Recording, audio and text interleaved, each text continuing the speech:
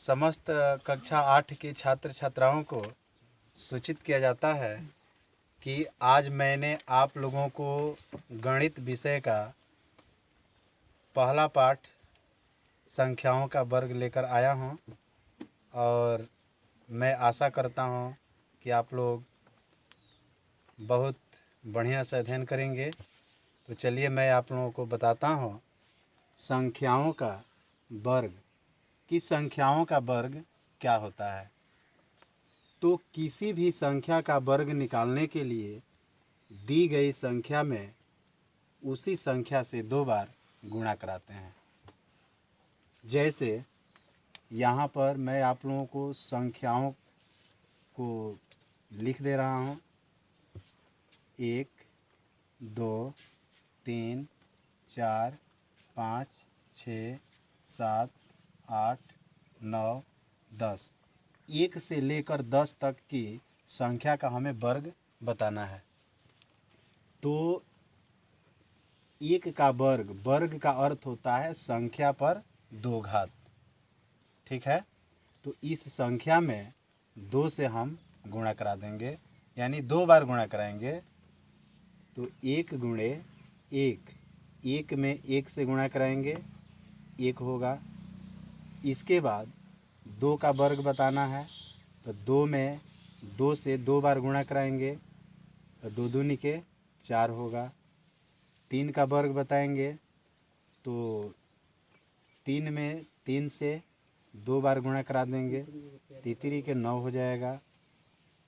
4 की घात 2, तो 4 गुणे 4, 4 चौके 16। 5 का वर्ग 5 गुणे 5 बराबर 25। 6 का वर्ग 6 गुणे 6, 6 छवे के 36। 7 का वर्ग 7 गुणे 7 बराबर 49। 8 का वर्ग 8 गुणे 8 बराबर 64। 9 का वर्ग 9 गुणे 9 99 81। 10 का वर्ग 10 गुणे 10 बराबर 100। देखिए मैंने यहाँ पर आप लोगों को 1 से लेकर के 10 तक की संख्याओं का वर्ग निकाल दिया हूँ। 1 का वर्ग 1, 2 का वर्ग 4, 3 का वर्ग 9, 4 का वर्ग 16, 5 का वर्ग 25, 6 का वर्ग 36, 7 का वर्ग 49, 8 का वर्ग 64, 9 का वर्ग 81, 10 का वर्ग 100। तो यहाँ पर हम लोग ये देख रहे हैं कि किसी भी संख्या का वर्ग निकालने के लिए दी गई संख्या में कई बार गुणा कराया गया है, 2 बार गुणा कराया गया है और प्राप्त गुणनफल ही संख्या का वर्ग कहलाता है। तो ये संख्याओं का वर्ग रहा। इसी प्रकार से अगर 11 का वर्ग आपको प्राप्त करना हो तो 11 गुणे 11, 11 का वर्ग हो जाएगा 121। 12 का वर्ग ज्ञात करना है तो 12 गुणे 12 बराबर 144। 13 का वर्ग ज्ञात करना है तो 13 गुणे 13 बराबर 169। ठीक है, अब ध्यान दीजिए। तो ये संख्याओं का, तो ये जो है सभी प्राकृतिक संख्याएं हैं और इन प्राकृतिक संख्याओं का हम लोग 1 से लेकर के 13 तक की प्राकृतिक संख्याओं को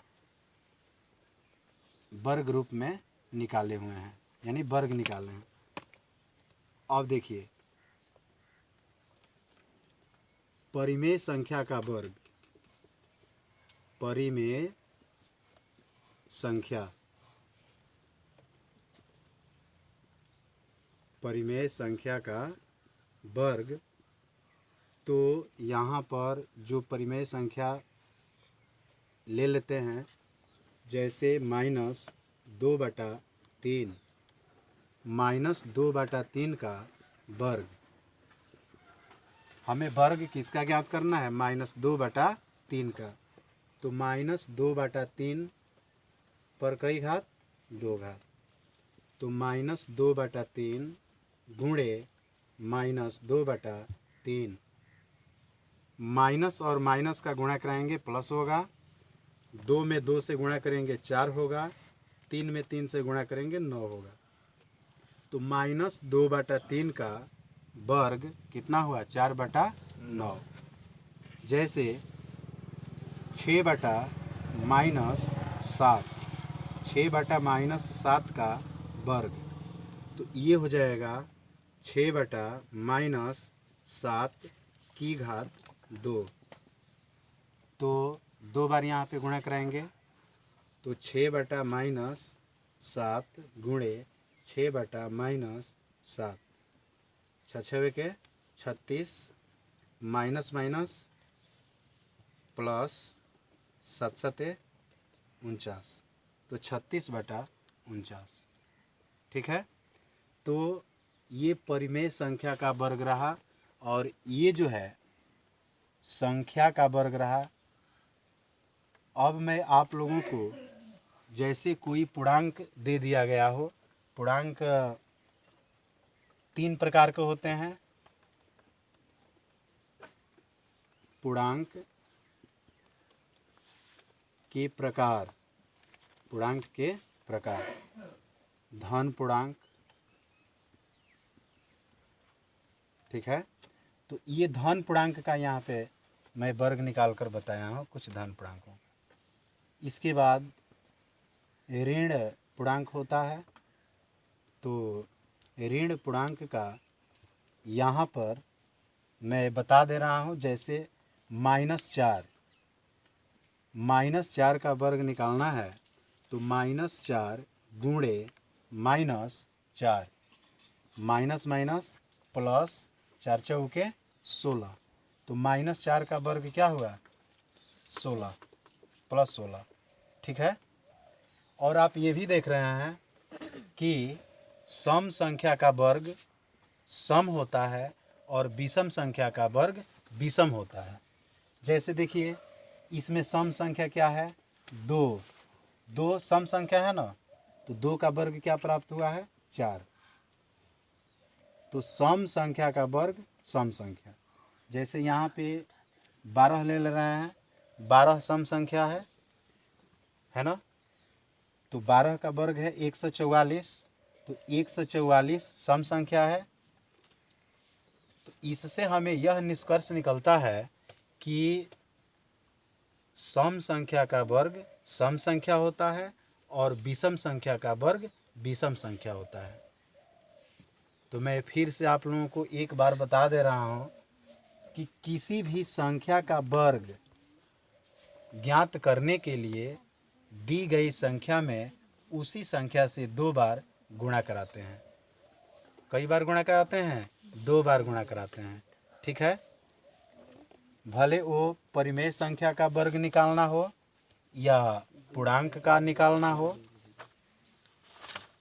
तो 2 बार ही गुणा कराते हैं और प्राप्त गुणनफल को ही हम वर्ग कहते हैं। वर्ग को घात के रूप में 2 लिखा जाता है, वर्ग को घात के रूप में 2 लिखा जाता है। तो ये आप लोगों का संख्याओं का वर्ग, पूर्णांकों का वर्ग और परिमेय संख्याओं का वर्ग समाप्त हुआ। अब मैं आप लोगों को बता रहा हूँ कि किसी भी संख्या को पूर्ण वर्ग का जांच करने की विधि, कि वह संख्या किसी संख्या का वर्ग है या नहीं है, इसकी जांच को हम कैसे करते हैं। तो चलिए इसको हम बताते हैं।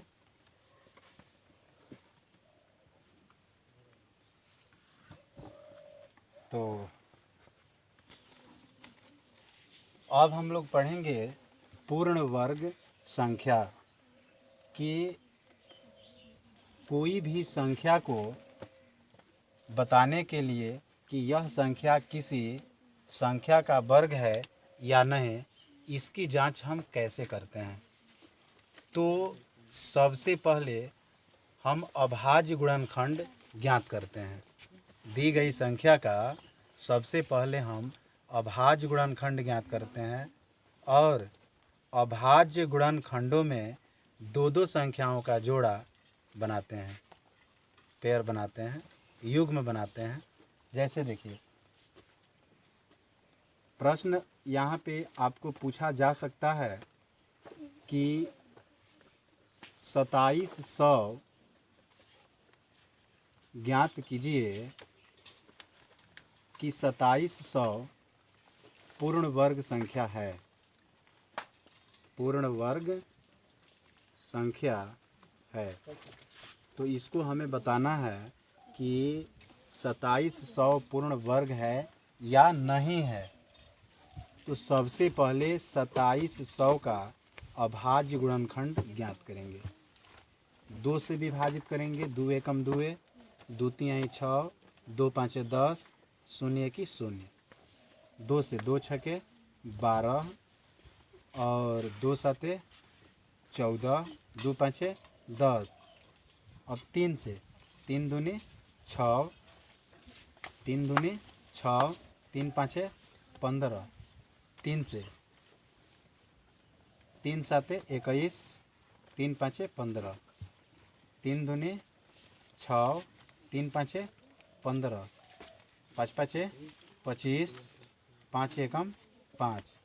तो यहाँ पर हम लिख सकते हैं 2700 का अभाज्य गुणनखंड प्राप्त हुआ है 2 गुणे 2 गुणे 3 गुणे 3 गुणे 5 गुणे 5। ठीक है, तो इसमें देखिए 2700 के अभाज्य गुणनखंड में दो दो संख्याओं का हमें जोड़ा बनाना है। तो यहाँ पर 2 संख्या का मैंने जोड़ा बना लिया, ठीक ना। और जोड़ा बनाने के बाद मैं देख रहा हूँ कि 1 3 शेष रह जा रहा है, तो इसका जोड़ा नहीं बन पाया है ना। तो हम ये कह सकते हैं कि 2700 पूर्ण वर्ग संख्या नहीं है।